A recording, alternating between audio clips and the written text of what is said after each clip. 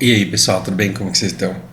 É 3 da manhã, eu tenho aula às 9 e, tipo, tô muito fodido pra acordar amanhã, mas eu não tô conseguindo dormir, embora eu já esteja um pouco melhor e até a tosse tá melhorando um pouco também.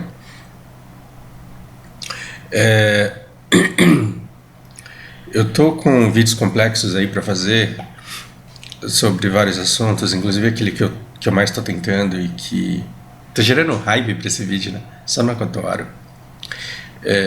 Quero compartilhar com vocês como estão sendo as minhas experiências com o idioma chinês também. Então, enfim, eu tô fazendo um monte de coisa ao mesmo tempo, não tô fazendo nada direito, isso é característico meu.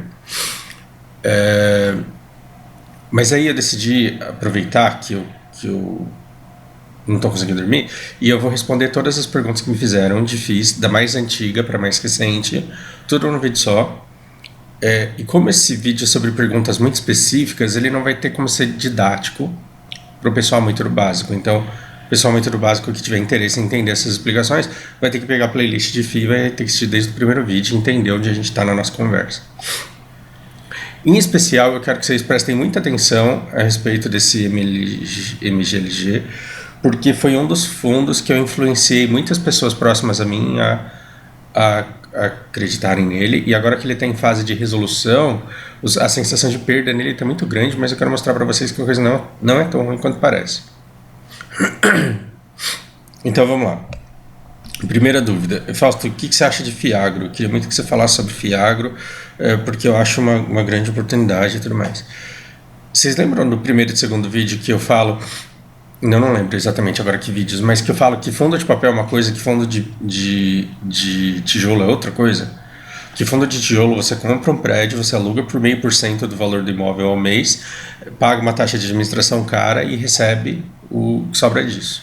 E que se você está recebendo mais de 0,5% ao mês, você tem que se preocupar muito, porque talvez ele esteja te devolvendo inflação ou te devolvendo valor patrimonial sem que você perceba. Isso é muito importante, gente. É o seguinte, basicamente é o seguinte, vamos supor que você vai pagar 1 milhão numa casa e você não tem 1 milhão para investir. Então você vai investir só 10 mil. O que você está fazendo? Você está comprando uma parte do fundo. Você colocou 10 mil lá para investir. O cara comprou uma casa de 1 milhão. Ele vai vender, ele vai alugar essa casa de 1 milhão por 5%, por 0,5%, exatamente 0,5% do que a casa vale todo mês, ou seja, 6% ao ano. Fundo imobiliário, você tem que esperar IPCA mais 6 dele, e é isso. Qualquer coisa além disso está descolado da vida real. Aí você fala, Fausto, mas não é isso que eu vejo nos fundos imobiliários. Todos eles estão pagando aí 0,7, 0,8, porque estão descolados do mundo real e só estão te pagando mais agora porque muita gente aceitou se foder vendendo mais barato do que entrou. Basicamente é isso. Quando você olha para uma curva, quando você olha para uma curva de preço de cota de FII, é todo mundo se fodendo. Todo mundo se fodendo. O cara investiu aqui 124, hoje ele está com 63. O cara investiu aqui, vamos lá. O cara investiu aqui R$ 100, ele está com 55. Que porra de investimento que é esse? O cara investiu aqui R$ 100, aí ele está com 48 hoje. Aí você fala, cara, isso é um investimento muito burro, porque você está distribuindo valor. Não. Esse papel ele vale muito mais do que estão pagando por ele, só que as pessoas estão querendo um dividend yield real.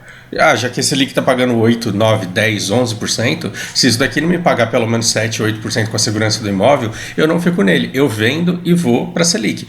Todo mundo fazendo a mesma coisa, num cenário de crise em que as empresas estão ainda com home office, devolvendo coisas para talvez um dia terem que alugar de novo depois, a gente está passando por uma crise no mundo real, não sei se vocês perceberam. Os imóveis, eles não estão como eles eram antes da pandemia. Então, o cara que investiu na natureza imóvel, ele tem que aceitar que ele se fodeu, que ele perdeu. Só que ele não perdeu tanto assim, porque o prédio dele ainda está lá, a pandemia vai passar, a guerra vai acabar, a economia talvez piore, talvez melhore, mas pode melhorar. E os prédios, o que vai ser dos prédios pós-pandemia? As empresas, elas vão todas voltar? Não sabemos. Elas voltarão parcialmente? Não sabemos. Elas migrarão todas para o interior? Não sabemos. Não tem como prever isso. Você está vivendo num mundo dinâmico que acorda com uma desgraça nova todos os dias. E a nossa vida basicamente é sobreviver essas desgraças da melhor maneira possível. Agora, como é que com toda essa pandemia, guerra, crise, eleição, a gente ainda está tendo um monte de prédios, um monte de salas sendo alugadas, empresas começando, se desenvolvendo, não sabemos. E aí, quanto mais você conhecer empresas e quanto mais você conhecer o mundo, melhor para você. O futuro, não sabemos qual é. A única coisa que a gente sabe é que a Selic está muito alta, não sabemos até quando, mas não vai cair tão cedo. Enquanto a Selic estiver alta, enquanto ela estiver pagando mais de 8%, 9% ao ano, que é o que esse negócio está pagando, vai ficar muito mais interessante para o imediatista que quer pensar no dinheiro só desse mês e do mês seguinte, ele vai para a Selic. E com todo mundo pensando desse jeito, cada vez mais as pessoas vão ficar por lá.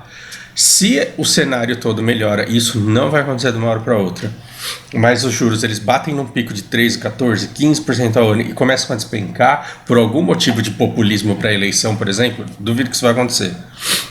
Mas nos anos consecutivos, dependendo da administração nova que entrar, dependendo do tamanho do desespero de desenvolver a economia, de fazer as coisas começarem a girar, porque guerra passou, pandemia passou e agora a gente está começando a investir em outras coisas, se tudo isso acontecer, a Selic ela pode cair. E quando a Selic cair abaixo de 8% ao ano, vai demorar? Talvez. Vai acontecer? Talvez.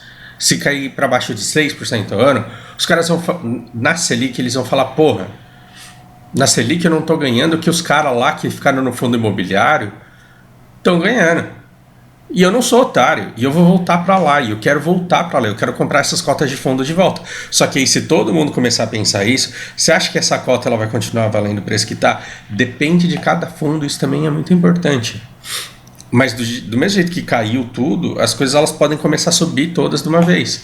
E de repente você vai ver que a subida do preço vai fazer com que aconteça o que com essa porra desse dividend yield aqui, que é correspondente aos aluguéis da vida real. Ele é correspondente aos aluguéis da vida real. Isso daqui não é a expectativa do mercado. Isso daqui é o quanto os aluguéis estão pagando perante esse preço médio aqui da compra. Se as pessoas começarem a investir, o preço desse negócio vai subir. Se o preço sobe, o que acontece imediatamente quando o dividend yield cai? E até onde que ele deve cair? Ele deve cair até 0,5%, que é quanto um imóvel paga no mundo real. Se as coisas chegarem num ponto em que você pagar, por exemplo, R$150 num título desse, você está pagando R$150 num título desse, e o rendimento está 50 centavos. O que você fez?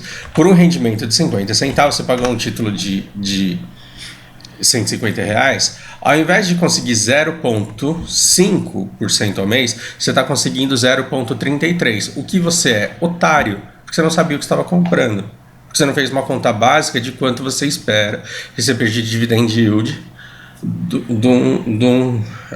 do FII.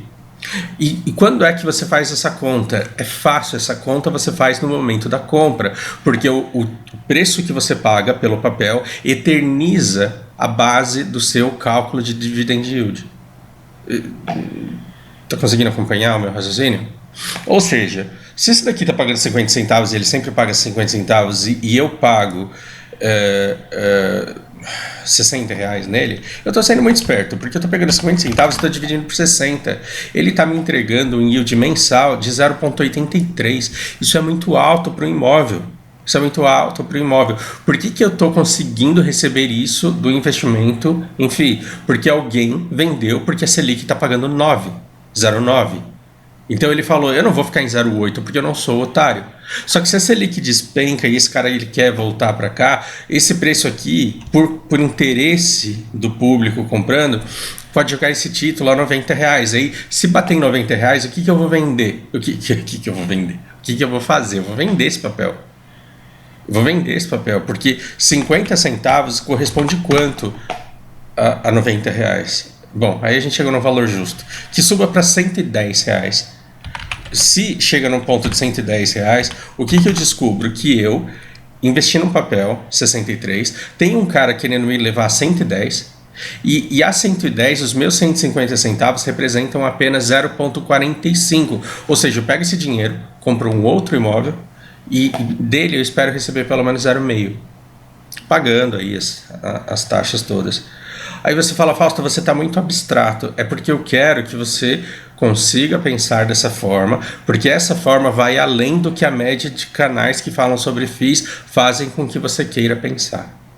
É muito fácil, assim, é muito fácil chegar aqui e olhar para uma página dessa e falar, gente, olha como eu sou inteligente. Eu sou muito inteligente, eu vou ensinar uma coisa para vocês que é muito inteligente, porque o valor patrimonial é 97 e o mercado está aceitando pagar 63, logo vale a pena, porque você está pagando para... É muito fácil ficar te ensinando isso. Só que a gente não está falando desse mês, a gente está falando de perspectivas para o resto da vida. E você vai ter que ver como esse fundo se comporta, porque padaria é tudo igual. As padarias fazem todas elas fazem as mesmas coisas. Agora você acha que todas são boas, e todas vendem muito, e todas vendem bem, e todas são higiênicas, e todas são sustentáveis, e todas são adimplentes às suas contas? Isso você só vai saber se você conhecer todas as padarias.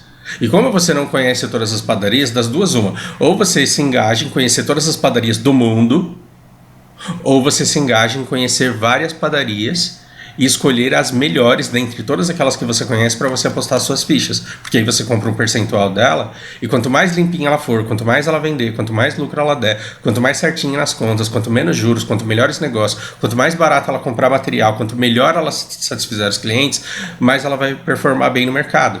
Logo, você não pode generalizar que fundo imobiliário é bom ou é ruim. Você tem que conhecer cada fundo e ver o que eles fazem.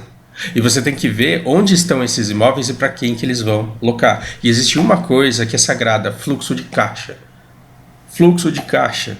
Fluxo de caixa. O negócio vale a capacidade que ele tem de gerar dinheiro. Eu valho o quanto de dinheiro eu consigo fazer dando aula de inglês com o tempo que eu tenho. Se eu gastar mais tempo dando aula, eu vou passar menos tempo com a minha família. E essa é uma conta que eu vou ter que fazer todos os dias para ver o que é mais importante para mim. E eu tenho uma certa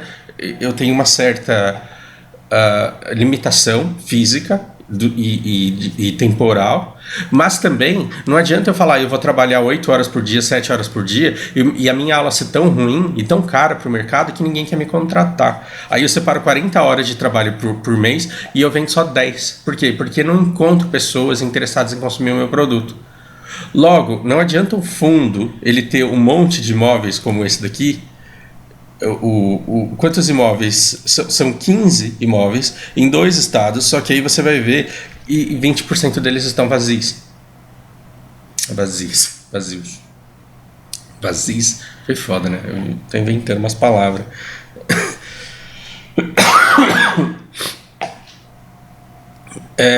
Qual que é o fundo? Qual que é a vacância desse fundo aqui?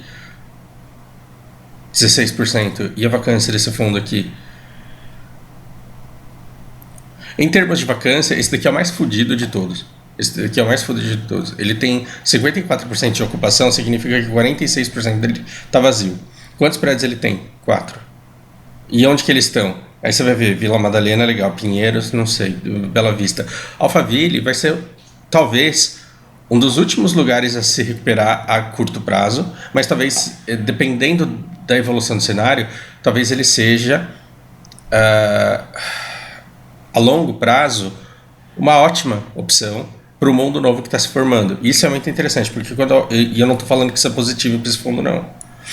Mas quando eu olho para um fundo desse que tem 4 ativos, adianta eu pegar esses 4 lugares e dividir por 4?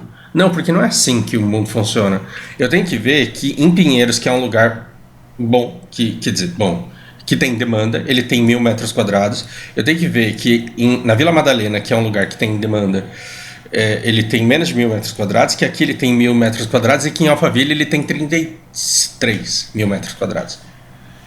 Então a gente está falando de um fundo de 36.000 metros quadrados que tem 33 em Alphaville. Quem é que dá dinheiro para esse fundo? Alphaville. Então qual é o único prédio que tem que te preocupar, entre aspas, qual é o único prédio que tem que te preocupar aqui nesse fundo? Em Alphaville, como que está a vacância nele? Então isso é muito importante. Agora, o que você acha que esse mundo vai virar daqui para frente? Fluxo de caixa é mais importante. Então o que você tem que pensar? O que está acontecendo com todos esses prédios aqui desse fundo, que tem um monte de ativos em São Paulo, e a grande maioria deles no centro de São Paulo. Enfim, eu não vou ficar explorando isso daqui porque vai demorar muito, mas a grande maioria deles aqui está centrado aqui. As empresas, elas lentamente estão voltando. E elas querem se estabelecer, porque elas querem a proximidade, elas querem engajamento. Mas está voltando todo mundo de uma vez em nichos específicos, em outros nichos que são os que mais dão dinheiro. Vai pegar aqueles prédios corporativos onde seguradoras, as Big Fours, onde tem as consultorias, onde tem os grandes centros administrativos das grandes empresas. Vai olhar como eles estão. O que eu vejo hoje da visão que eu tenho no mercado. Lugares onde eles tinham 10, 12 andares, eles estão devolvendo 4 e ficando com 8. E aí não tem mais a mesa do João, a mesa da Maria, a mesa da Joana, a mesa do... Não tem mais. Você entra lá e você pega um spot que você quiser. Por quê? Porque não estão todas as pessoas indo todos os dias e você não tem que garantir um lugar só para você, porque isso seria muito desperdício de espaço. Então, pelo menos no primeiro momento de possibilidade de futuro híbrido, as empresas, elas todas estão precisando de menos espaço. Isso significa o fim das lajes corporativas de São Paulo? Não sabemos. Uma diminuição, com certeza. Essa diminuição vai ser reposta com novas demandas de outras empresas falando: nossa, como está mais barato, como está mais acessível. Nossa, como o centro de São Paulo, como a Berrini, como a Vila Olímpia, agora tem lugares vazios. Vazio, quase que eu falei vazios de novo, vocês viram. Tem prédios vazios nesse lugar. Antes a gente tentava alugar e não conseguia. A gente tentava alugar na Faria Lima, não conseguia. Tentava na Vila Olímpia, não tinha lugar. E na Berrini não tinha lugar. O que a gente fazia? Lá pro Morumbi. No Morumbi não tinha lugar, a gente tinha que ir lá pra Alphaville. Tem que pagar um puta dinheiro para os caras ir lá longe onde o prédio fica. Por quê? Porque lá pelo menos é mais barato, a gente consegue pagar um auxílio combustível mais barato e contratar pessoas de Alphaville, porque a gente consegue pagar menos para eles. Mas sabe, eu vou pagar menos, mas eu vou ficar ficando aqui porque aqui está melhor. Você tem casos de empresas que pensam tudo isso na hora de alocar. Um monte de empresas de Alphaville, quando eu vi um monte de lugar em Pinheiros, na Vila Madalena, na Paulista, vazio, esses caras mudaram para lá, não sabemos. Mas teve empresas que falaram: nossa, vejo agora uma oportunidade de me localizar melhor. Essas empresas, elas vão ver esses preços subindo, será que elas vão voltar para Alphaville? Será que elas vão ficar lá? Não sabemos. O que a gente percebe é que a recuperação está acontecendo nos centros de maiores demandas primeiro. Então, você tem a Faria Lima já lotada, já não tem lugar. A Paulista, por extensão disso. A Vila Olímpia, ela está cada vez... tem muito prédio vazio, mas ela está tendo demanda. Tem gente consultando, tem gente perguntando quanto custa, tem gente interessada nessa área. Todas as empresas vão locar exatamente a área anterior que eles tinham, não sabemos. Então, vai sobrar o suficiente gente para preencher Alphaville? Talvez não. Só que se não tiver, o preço vai cair? Talvez vá. E se o preço cair, a demanda lá vai aumentar? Também a gente está falando de oferta e procura. Dá para prever isso? Não tem como. Você tem que ver como que vai estar a economia do país, como é que vai estar o número de startups, o quanto de empresas vão estar tendo coragem de começar um negócio agora, e você vai ter que acompanhar o crescimento orgânico disso. Então você vai para um outro ponto. Além de pensar em Alphaville, esse prédio é bom? Eu posso contar que nessa Alameda, que dentro de Alphaville é um prédio bom, ele tem bom acesso, ele tem bom estacionamento, a saída, a entrada de trânsito, fluxo. Dentre todos os prédios bons e ruins de Alphaville, esse é um prédio que seria alocado, que teria demanda. Se você não conhece esse prédio, você não tem como dizer para mim que você conhece o fundo. Porque você está olhando para uma padaria e está falando assim: a localização dela é boa, ou alguma coisa. O pão que ela vende é bom. O pão da padaria ser bom não é suficiente informação para você decidir se você vai ser sócio dela ou não. E quando você se torna sócio de um fundo imobiliário, você está comprando o gerador de fluxo de caixa do fundo. Essa é uma visão fundamental. Se você ficar analisando aqui fundamento do tipo, o dividend yield de não sei que mês, o preço da cota que aconteceu, você está olhando para abstrações que não são o gerador de fluxo de caixa do fundo, que é o que realmente vai colocar dinheiro no seu bolso. Então isso daqui pode ser uma oportunidade? Pode. Só que o quanto você acha que aquele prédio ele pode ser locado? Porque você está disposto a comprar vacância agora e ficar com essa vacância de fato vazia pelos próximos 5, 6 anos? Vai de você. Ou você pode dar sorte de comprar vacância agora e daqui 3 meses esse prédio está alocado e isso daqui se converter e a taxa Selic começar a cair e todo mundo querer comprar esse negócio de você. Aí você vai ganhar mais em dividend yield proporcional ao preço que você pagou e você vai ganhar... você vai ter ganho de capital caso você decida vender essa cota. É mais fácil você prever tudo que pode acontecer e o que não pode acontecer, você conhecendo cada um desses prédios e conhecendo a gestão e o histórico da gestão, ou você simplesmente olhando esses indicadores e falando assim, manjei, tô sabendo porque eu conheço os números dela. Você não vai conseguir conhecer os números dela. Então, quando eu olho para esses dois fundos aqui, eu vejo um puta de um risco concentrado num único ativo, que eu não estudei e que eu posso estudar, mas a cara disso daqui, para mim, é muito arriscado, porque mexe com um cenário que não me agrada muito. Enquanto que isso daqui é um pouco diferente. E aí, eu recebi uma outra pergunta de vocês que fala sobre esse fundo. Eu vi um vídeo falando que esse fundo é muito bom, e eu vi um vídeo falando que esse vídeo é muito ruim, que ele é muito bosta. O que você acha desse fundo? É muito complicado você falar isso, porque são muitas nuances e é um fundo de mais de 10 anos. Agora, vamos supor, o maior ataque a esse vídeo, que fala mal desse fundo, qual que foi? Ele destruiu o valor ao longo do tempo. Então, para isso, a gente vai pegar a primeira cota, quanto ela custou, tem um valor patrimonial hoje. Por que destruiu o valor? Por quê? Porque o valor patrimonial é só 105, porque a cota está em 66, embora o valor patrimonial seja 105, só que o fundo ele tem 10 anos. O fundo ele tem tudo isso de anos aqui.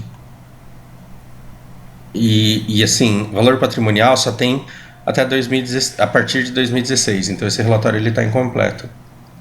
Mas nós sabemos que quando esse fundo ele foi lançado, a cota inicial dele, o valor inicial da cota era R$100. Ou seja, pegou-se o dinheiro de todo mundo, dividiu-se em cotas de R$100 e falaram assim, a partir de agora nós vamos pagar esse valor aqui. Então vamos ver a coisa só pelos rendimentos?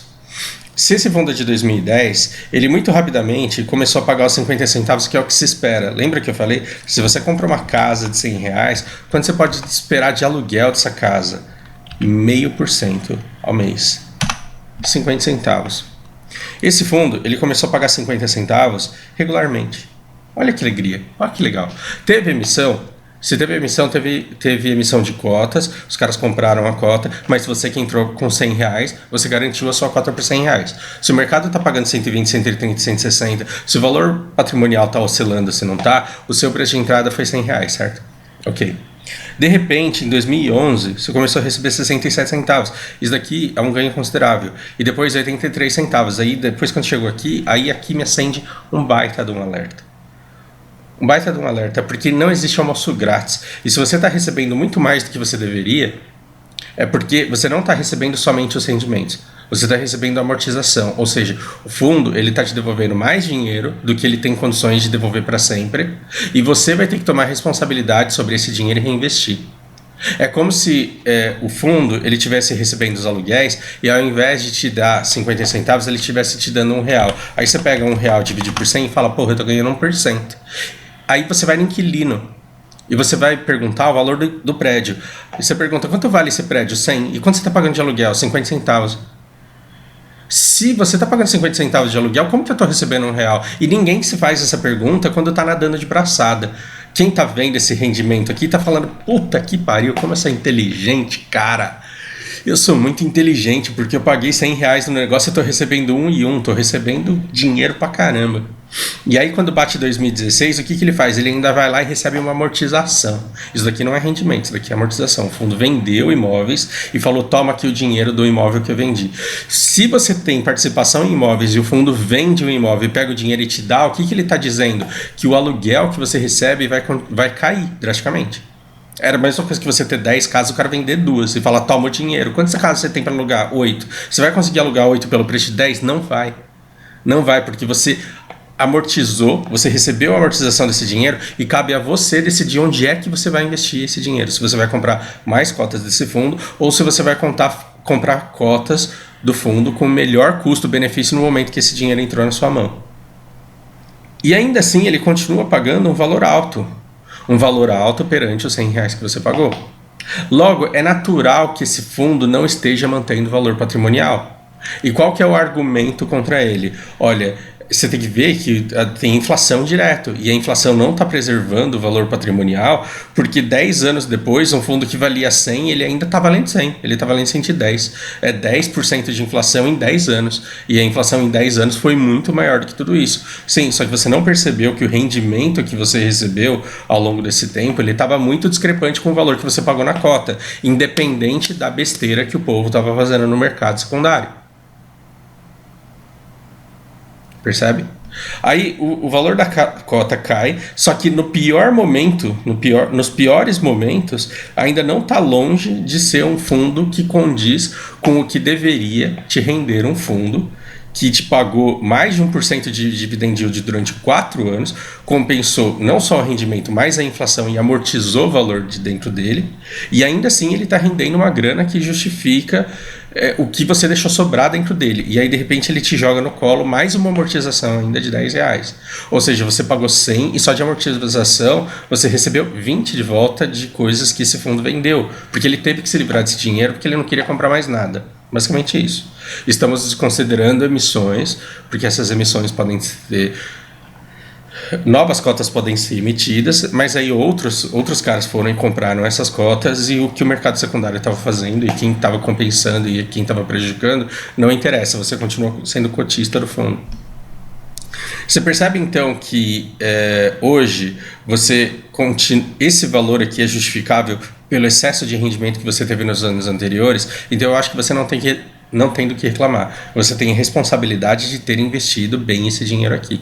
Que foi o que aconteceu com o MGLG. Porque eu comprei uma cota por R$51 e o cara tá me pagando 63 centavos de yield. Se o cara tá me pagando 63 centavos de yield num fundo que eu paguei 51, o cara tá me pagando 1,2% ao mês. Eu não posso esperar ganhar isso para sempre sem nunca ter nenhuma perda relacionada a isso, porque o cara tá me dando muito mais do que aluguel, ele tá me amortizando aqui, fazendo isso na minha cara, porque quando você vai ver o preço do imóvel, quanto foi pago e o proporcional do aluguel, não é tão gritante assim em relação, não sai muito desse negócio do 0,5% que é a nossa linha base que você tem para se basear ali. Ok. Agora, você olha para esse gráfico aqui e você vê que o valor patrimonial ele está baixo. Isso daqui, depois de 10 anos, pagando rendimentos do jeito que ele pagou, é justificável? É. A taxa desse fundo é alta? Sim, mas a performance dele também foi ao longo desse tempo todo. E num valor patrimonial de 105, que eu acho que caiu recentemente, porque foi uma nova avaliação que fez o valor dele cair ainda mais. Não, tô falando besteira.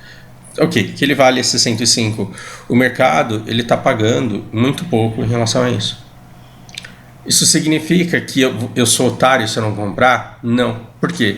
Porque depois da nossa querida pandemia aqui, todos esses ativos que eram maravilhosos e que viviam lotados, não sei tanto também a que ponto, dá uma olhada como estava. A gente não tem tempo de estudo aqui para saber. Mas a vacância desse muito provavelmente, antes de 2020, a vacância não era tão alta quanto isso. E agora se cai, se sobe, muito subjetivo.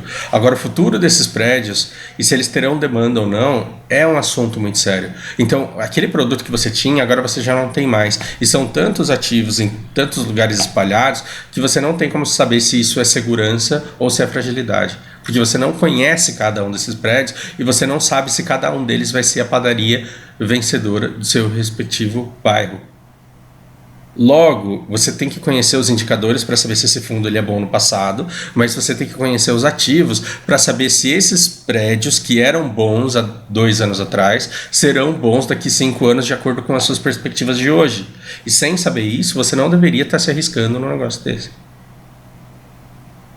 Tudo bem? E eu fiz um sacrilégio aqui, porque eu falei que eu ia falar da pergunta mais antiga primeiro. E a primeira pergunta foi sobre Fiagro, e eu não falei sobre Fiagro até agora. Ok, aqui a gente está falando de um fundo de lajes, aqui a gente está falando de outro fundo de lajes, daqui é outro fundo de laje. Isso daqui é o logístico. Onde entra o Fiagro aqui? O Fiagro não entra aqui. Por quê? Porque você não tem prédio para analisar. Ah, mas tem a fazenda. Você não precisa da fazenda. Você tem certeza? A fazenda fica lá no Goiás. Não precisa. Então, o que eu analiso? Quando você compra Fiagro, independente se é terreno, se é financiamento, você está comprando juros. Quer dizer, você está vendendo, você está comprando um título que ganha juros. Quem que contrata Fiagro? Um dono de fazenda. O que esse dono de fazenda ele quer fazer? Ele quer pegar toda aquela terra que ele tem e ele quer arar aquela terra, semear aquela terra, ver as mudinhas dele crescer, ficar jogando adubo, fertilizante ali direto. O dia que crescer ele vende toda a produção e pega a grana. O dia que ele pagar essa grana, ele te paga aquilo que ele ganhou com a produção, porque você foi o cara que antes dele plantar bancou os fertilizantes da plantação dele.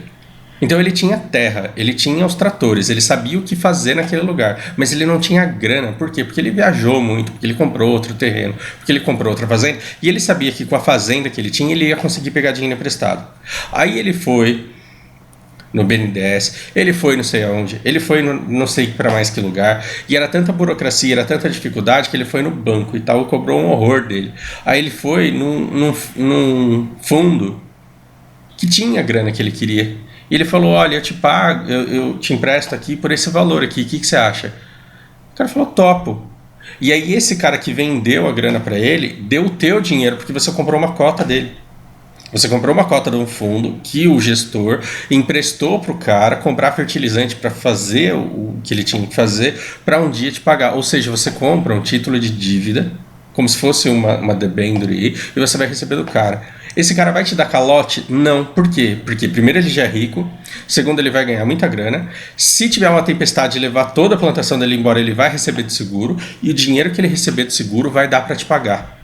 Esse cara não vai perder e você não vai perder, e o fundo também não vai perder. Perder não vai. Perder não vai. O seu maior problema no Fiagro não é a tempestade, não é o fazendeiro, não é ninguém. O seu problema no Fiagro é o outro Fiagro. Porque quando um cara começa a vender paleta mexicana, pensei numa moda aí, quando o cara decide vender esse negócio aí da moda, o que mais está dando dinheiro, o cara faz um smoothie de abacate e começa a vender no shopping. E aí um monte de gente faz fila para comprar aquilo porque é novidade. No dia seguinte, na semana seguinte, no mês seguinte, o que tem no shopping? 20 smoothies de abacate, porque sempre tem mais gente querendo comprar. Quando você começa a ganhar muito dinheiro com Fiagro, outros fundos vão falar, porra, esse negócio dá grana. E o problema é quando você tiver mais fundos de Fiagro do que agricultor querendo pedir dinheiro emprestado. Porque aí o que vai acontecer? O jogo vai virar, não é mesmo? Nós temos a lei da oferta e da procura. Se você entrar no Fiagro agora, a probabilidade de você ter um lucro exorbitante, maravilhoso, é enorme. Por quê? Porque são poucos fundos para muitos agricultores interessados, com muitos bancos cobrando muito caro. Se o mercado inunda de Fiagro, o que vai acontecer? Os Fiagros eles vão concorrer com os grandes bancos, com as grandes financeiras e entre si.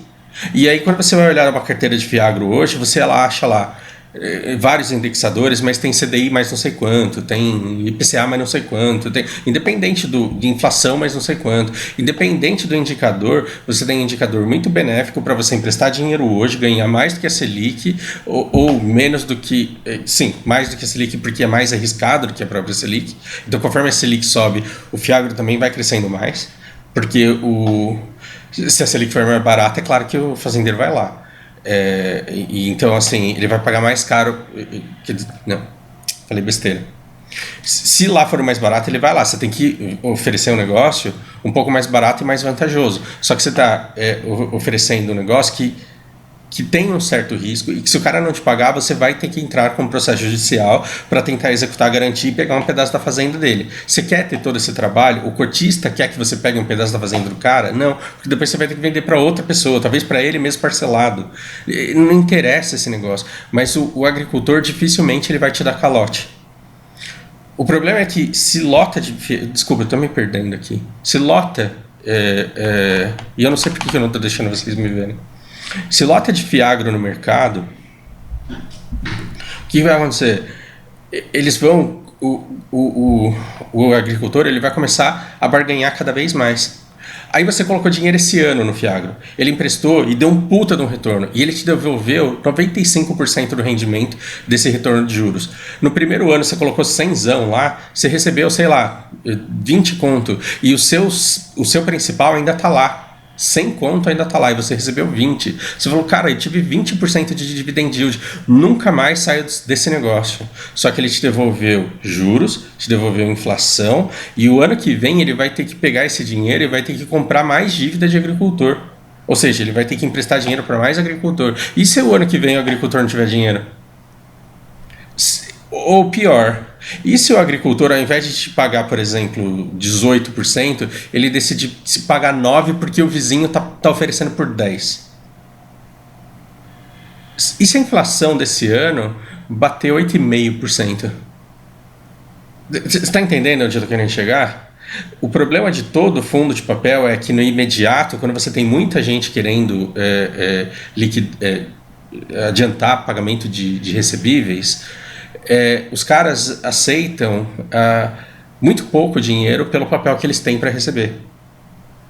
E esse negócio ele pode ser absurdamente lucrativo, só que você dormindo em casa achando que está ganhando 20% ao ano, daqui 3 anos você vai olhar para sua conta e você vai ver que você tem R$100.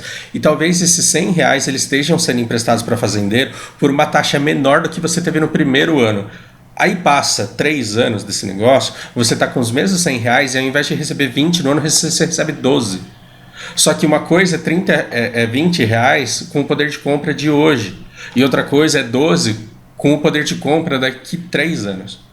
Você vai ter que ter juízo e você vai ter que saber reinvestir o dinheiro que ele está te devolvendo, senão ao longo prazo você vai ficar pobre, como acontece em todo fundo de papel. Todo fundo de papel. Agora, vamos supor, se você quer saber se esse fundo aqui está te protegendo da inflação ou não, você tem que olhar para o valor patrimonial. Só que aí você tem que olhar para o valor patrimonial que lá no começo era R$100 e que hoje é 105, sendo que o cara jogou 2 amortizações aqui na tua mão e te pagou valores absurdos. Os prédios ainda estão lá. A existência dos prédios é inquestionável. Eles estão velhinhos, mas eles estão passando por reforma, eles estão em dia, eles estão inteiros e eles duram ainda mais muito tempo. Então é muito difícil você dizer que a inflação desvalorizou os prédios, porque os prédios estão lá. O que pode ter é uma desvalorização daquele prédio, porque tem muito prédio vazio em volta. Só que essa desvalorização ela pode ser temporária, porque se dá um boom econômico de novo daqui a uns 2, 3, 4 anos, a gente não sabe, esse prédio ele de repente pode valorizar e pode recuperar toda a inflação que ficou para trás ao longo de muitos anos. Ainda assim você tem que ter consciência de que esse fundo te amortizou e você tem que ter responsabilidade sobre esse dinheiro. Será que com isso eu consegui sanar todas as dúvidas que eu tinha de vocês? O caso do MGLG vai precisar dar um vídeo só dele, porque se eu começar a falar disso agora, esse vídeo vai durar 1h30. Eu vou tentar dormir e eu volto com um vídeo especialmente sobre esse fundo depois, tá combinado? Se eu me perdi demais e se eu não fui claro e se eu não resolvi pelo menos 3 das 4 perguntas que eu recebi, deixe nos comentários aqui, eu tento ser mais específico nos comentários. Por hora é isso, espero que seja útil. Um grande abraço.